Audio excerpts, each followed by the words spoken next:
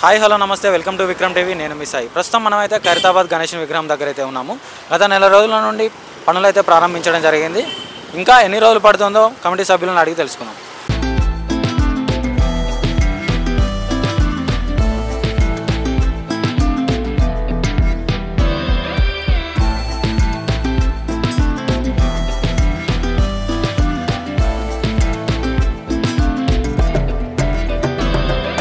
ప్రస్తుతం మనతో ఉన్నారు ఆలయ కమిటీ కన్వీనర్ సందీప్ రాజు గారు. వారితో అడిగి తెలుసుకుందాం. ఎట్లా జరుగుతున్నాయి సార్ పనులు? ఖైరతాబాద్ వినాయకుడు ఈ సంవత్సరము 70వ సంవత్సరము చాలా బ్రహ్మాండంగా రెండు నెలల టైం అయింది. ఇప్పటివరకు 60 డేస్. ఫస్ట్ కర్రపూజతో స్టార్ట్ అయింది. సర్వ ఏకాదశి రోజు ఈ వినాయకుడు పూజా కార్యక్రమం స్టార్ట్ అయింది. మొట్టమొదటిగా సర్వే కట్టలు నర్సాపురం నుండి, అడవి నర్సాపురం నుండి, ఆంధ్రప్రదేశ్ నుండి తెచ్చినాము. దాని తర్వాత రాజస్థాన్ నుండి మట్టి తెచ్చినాము, మట్టి కాలం. దాని తర్వాత స్టీల్ వచ్చింది వైజాగ్ నుండి.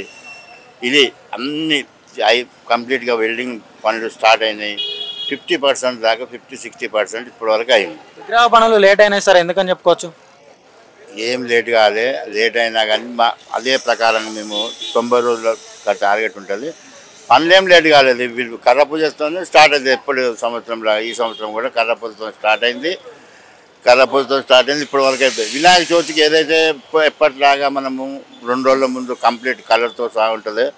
ఆ 2 రోజుల ముందు వినాయక చవితి సెప్టెంబర్ 7వ తేదీ కాబట్టి 2 రోజుల ముందే మనకు కంప్లీట్ దాదాపు 150 మంది కార్మికులు రాత్రి పగలు 2 times వర్క్ చేస్తున్నారు కాబట్టి తొందరగా అయిపోతుంది. కలర్తో సహా 5వ తారీఖు నాడు, సెప్టెంబర్ 5వ తారీఖు వరకు వినాయకుని కలర్తో సహా కంప్లీట్ అవుతుంది.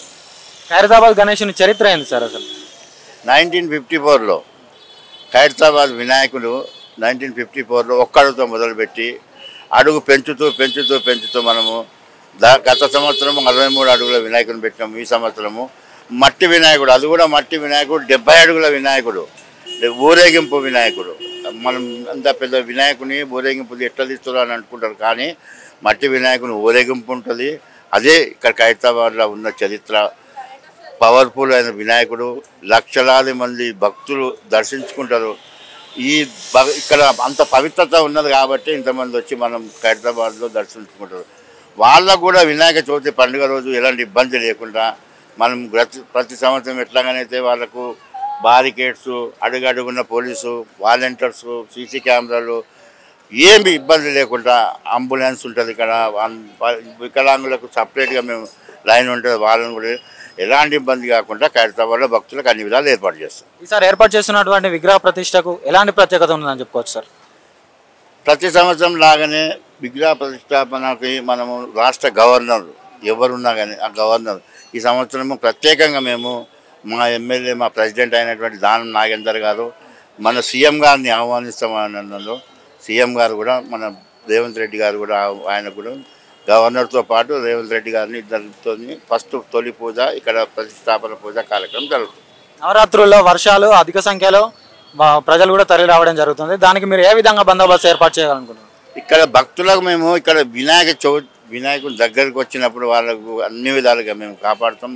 వెనక వర్షం వచ్చింది, ఒకప్పుడు ఒక 10 సంవత్సరాల క్రితము మునిగిపోయింది. ఇక్కడ దాకా వచ్చింది, పాదాల దగ్గరికి వచ్చిన వర్షం ఇక్కడ మునిగిపోయి వినాయకుని. ఇప్పుడు అంతా రోడ్లు కూడా కరెక్ట్ చేయించిన, డ్రైనేజ్ వ్యవస్థ కూడా వర్క్ అవుతుంది. అక్కడ ఏమి అన్ని విధాలుగా వాళ్ళకు ఏమి ఇబ్బంది కాకుండా మనం చూసుకుంటాం. మేము వేరే రాష్ట్రాల నుండి కూడా సందర్శకులు రావడం జరుగుతుంది. వారికి ఎలాంటి సౌకర్యాలు ఏర్పాటు చేస్తున్నారు సార్? ప్రతి స్టేట్ నుండి ఇండియా మొత్తం ఎక్కడెక్కడి నుండో వస్తారు మనకు దర్శించుకోవడానికి. ఇక్కడికి వచ్చే భక్తులకు మాత్రం మేము ఏ భక్తులైనా కానీ మేము సమానం. మాకు లోకల్ అయినా కానీ బయటికి వెళ్ళి వచ్చినా కానీ అందరికి వాళ్ళకు కూడా మేము అన్ని విధాల సహకారం ఇక్కడ వచ్చి వాళ్ళకు దర్శనానికి ఏర్పాటు చేస్తాం.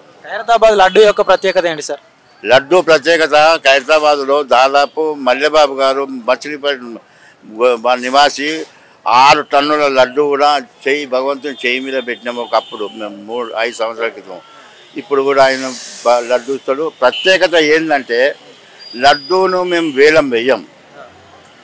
ఎవ్వరు తెచ్చినా కానీ ఆ భక్తులు ఎవ్వరు తెచ్చినా లడ్డూను పాదాల దగ్గర పెట్టేసి ఆళ్ళ ముంగటిని 2వ రోజు ఇక్కడ వచ్చే భక్తులకు లైన్లో దానికి ప్రసాద రూపంలో పనిచేస్తున్నారు.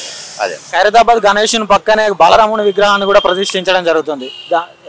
ఎలా భావిస్తున్నాం? భక్తులు అయోధ్య బాలరాముని దర్శించుకోరు కాబట్టి ఇక్కడికి వచ్చి ఖైరతాబాద్ కైలాసంలో బాలరాముని విగ్రహాన్ని దర్శించుకుంటారని అక్కడ దాకా వెళ్ళలేని భక్తులకి ఇక్కడ దర్శించుకోవడానికి అదే కాన్సెప్ట్ పెట్టినాం మేము.